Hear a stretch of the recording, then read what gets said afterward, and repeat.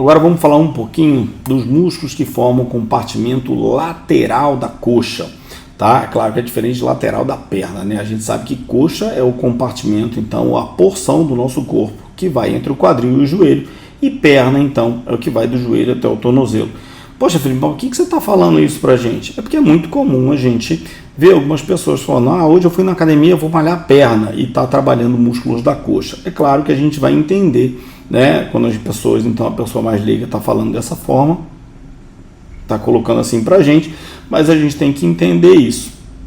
Então, quando a gente pensa em compartimento lateral da coxa, em musculatura, o que é importante a gente lembrar? A gente tem os músculos anteriores de coxa, que são os nossos músculos ou os nossos ventres do quadríceps, né? O reto femoral, vasto lateral, vasto intermédio e vasto medial, que eles são muito grandes. Então, consequentemente, o vasto medial junto com o intermédio já ocupam uma parte do compartimento medial.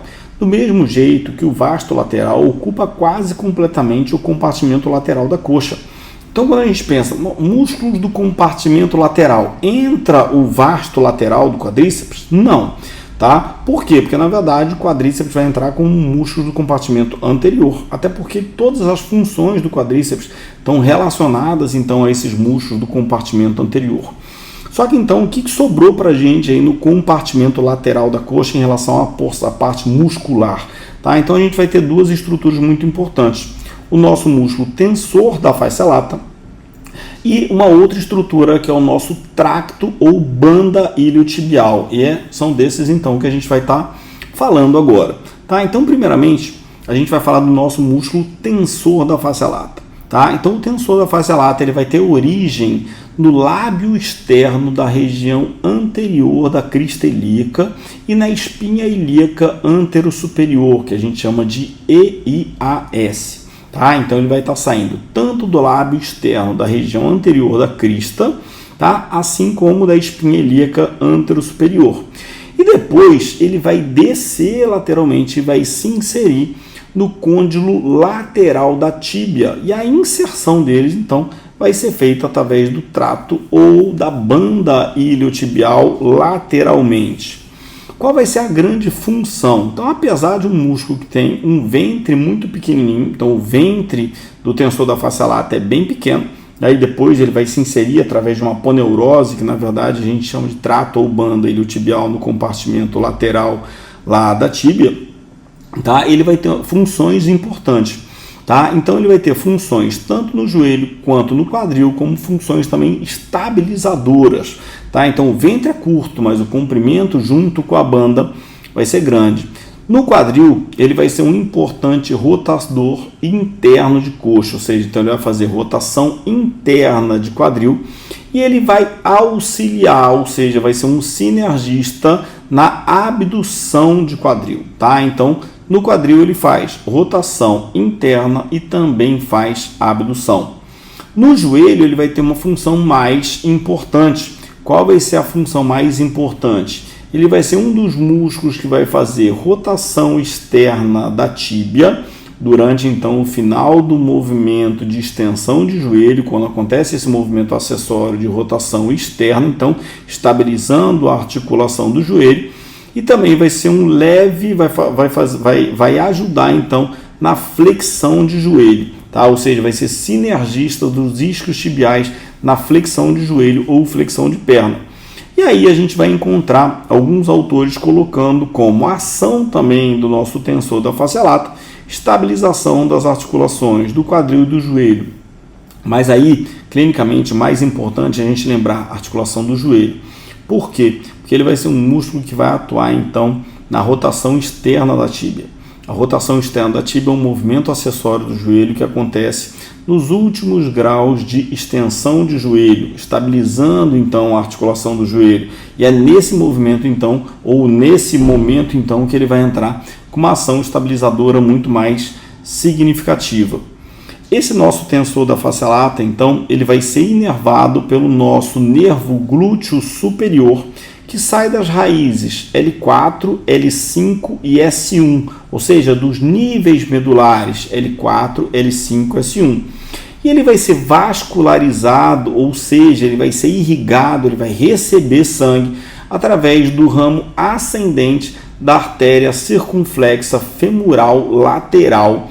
E é através desse vaso, então, que ele vai estar recebendo sangue com oxigênio e com nutrientes para se manter. Principalmente, então, quando a gente está pensando na porção do ventre muscular, que é a porção mais vascularizada do músculo e mais importante quando a gente pensa em vascularização. E depois a gente vai ter o nosso trato ou banda iliotibial, que tem funções muito importantes aí que a gente até estuda, porque ela é tão importante que a gente estuda ela até separada um pouco do nosso tensor da face lata. Então, quando a gente pensa, então, né, em uma descrição que a gente possa fazer desse nosso trato ou banda iliotibial, então, ele vai ser uma faixa facial, mas na verdade não é uma faixa, é uma faixa aponeurótica bem espessa e localizada, então, em toda a superfície, em toda a face lateral da coxa.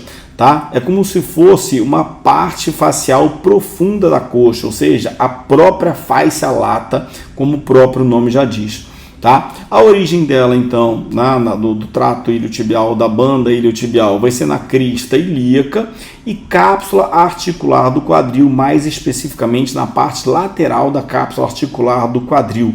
Tá? Então ele sai desde a crista ilíaca, de um aspecto então lateral do lábio interno e tubérculo ilíaco, até a cápsula articular do quadril, porção lateral. Tá? E também tem origem na aponeurose do músculo glúteo máximo. Felipe, como assim a aponeurose? A aponeurose, então, é aquela parte mais tendinosa, então, do glúteo máximo, mas aquele tendão mais espesso, então, do glúteo máximo. Mais especificamente nos 3/4 mais superficiais lá do glúteo máximo e também no tensor da face lata, até porque a banda iliotibial ela vai ser a continuidade do nosso músculo tensor da face lata, que vai se inserir depois lá na tíbia. Né?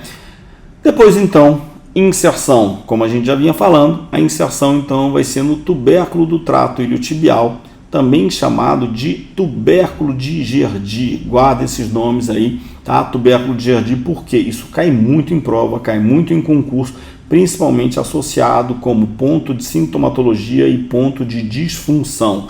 Tá? Então, tubérculo de Gerdy, ponto de inserção do trato ou banda iliotibial, vai estar localizado então na face anterolateral do côndilo lateral da tíbia proximalmente. Tá? Então, o nosso tubérculo de Gerdy. Quando a gente pensa na ação, então, Felipe, mas como assim? Qual é a ação? É porque ele está diretamente relacionada, né, com o nosso tensor da face lata.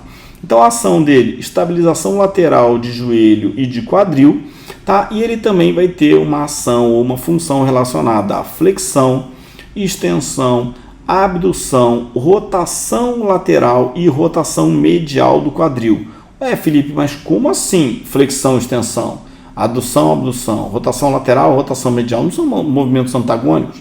Sim, mas isso se dá através das ações do glúteo máximo e do tensor da face lata, ou seja, como ele tem uma relação direta com o tensor da face lata e tem relação direta com o músculo glúteo máximo, dependendo do músculo que estiver entrando, esse músculo é que vai estar ativando então a nossa banda iliotibial e consequentemente a gente vai ter essas funções aí, ou flexão ou extensão, ou rotação externa ou rotação interna. A inervação, então, tá, vai acontecer através do nervo glúteo superior, L4, L5 e S1, e também através do nervo glúteo inferior, L5, S1 e S2. Ou seja, então vai desde os níveis medulares L4 até S2, sendo, né, de L4 a S1 nervo glúteo superior e de L5 a S2 nervo glúteo inferior. Isso cai de vez em quando também, é uma pegadinha, tá? Por quê? Porque ele tem inervação do nervo glúteo. O nervo glúteo, então, ele é dividido em superior e inferior, tá? Então não é a mesma coisa, são dois nervos diferentes que saem dos níveis, então, L4 a S2, tá? Então, nervo glúteo superior de L4 a S1, nervo glúteo inferior de L5 a S2. E ele vai ser vascularizado, ou seja, irrigada a nossa banda, então nosso tracto iliotibial, através da nossa artéria glútea superior, mais especificamente do ramo ascendente da artéria femoral circunflexa lateral.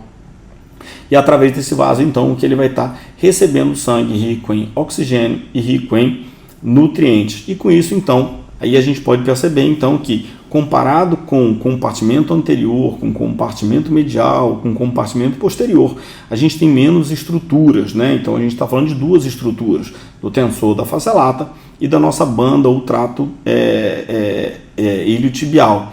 Porém, não menos importante clinicamente, por causa da vascularização, por causa da clínica associada então ao tubérculo de Giardi, das lesões associadas então ao tubérculo de Giardi, sintomatologia. Isso é muito importante para a gente saber, tanto clinicamente quanto para quem vai fazer prova e para a vida de vocês, para quem trabalha com reabilitação, quem trabalha com fortalecimento, com melhora da função muscular.